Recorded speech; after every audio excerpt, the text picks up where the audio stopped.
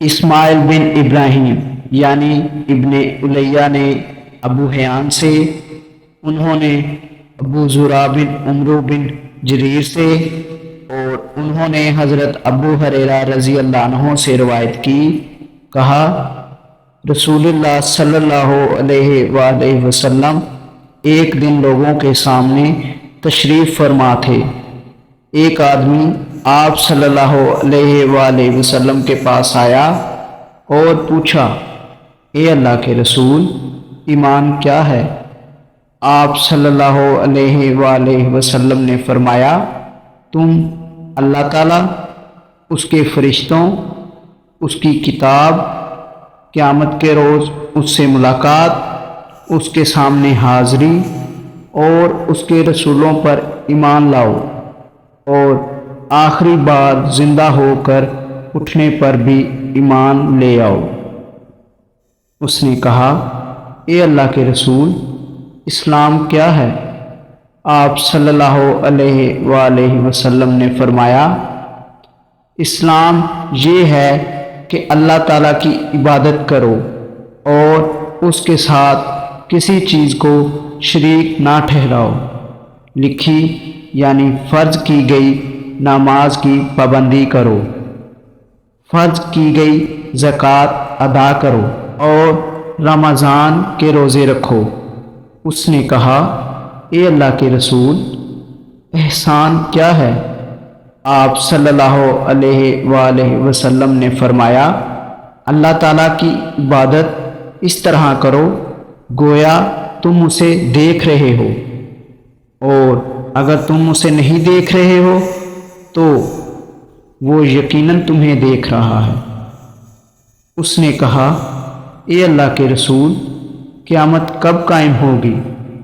آپ صلی اللہ علیہ وآلہ وسلم نے فرمایا، جس سے سوال کیا گیا ہے وہ اس کے بارے میں پوچھنے والے سے زیادہ آگاہ نہیں، لیکن میں تمہیں قیامت کی نشانیاں بتائے دیتا ہوں۔ جب لونڈی اپنا مالک جنے گی تو یہ اس کی نشانیوں میں سے ہے، اور جب ننگے بدن اور ننگے پاؤں والے لوگوں کے سردار بن جائیں گے تو یہ اس کی نشانیوں میں سے ہے، اور جب بھیڑ بکریاں چرانے والے اونچی اونچی عمارتیں بنانے میں ایک دوسرے سے مقابلہ کریں گے تو یہ اس کی علامات میں سے ہے۔ قیامت کے وقت کا علم ان 5 چیزوں میں سے ہے جنہیں اللہ تعالیٰ کے سوا کوئی نہیں جانتا ہے۔ پھر آپ صلی اللہ علیہ وآلہ وسلم نے یہ آیت پڑھی، بے شک اللہ تعالیٰ ہی کے پاس قیامت کا علم ہے، وہی بارش برساتا ہے اور وہی جانتا ہے کہ ارحام یعنی ماؤں کے پیٹوں میں کیا ہے۔ کوئی ذی روح نہیں جانتا کہ وہ کل کیا کرے گا، نہ کسی متنفس کو یہ معلوم ہے کہ وہ زمین کے کس حصے میں فوت ہوگا۔ بلا شبہ اللہ تعالیٰ علم والا خبردار ہے۔